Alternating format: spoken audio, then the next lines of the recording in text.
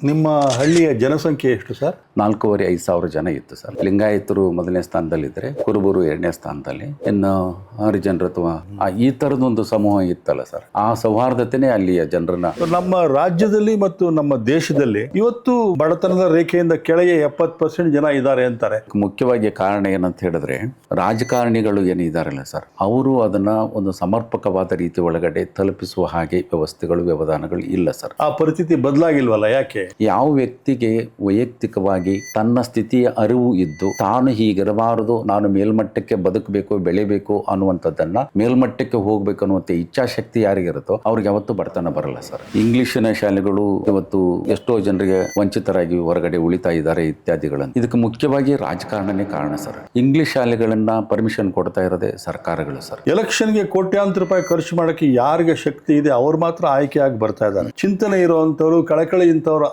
ಆಯ್ಕೆ ಆಗಿ ಬರಬೇಕಾದ್ರೆ ಏನು ಮಾಡಬೇಕು ನಮ್ಮ ದೇಶದಲ್ಲಿ? ಇವತ್ತು ನಾವು ರಾಜಕೀಯ ಅನ್ನೋದು ಒಂದು ದೊಡ್ಡ ಡೊಂಬರಾಟ ಆಗ್ತಾ ಇದೆ.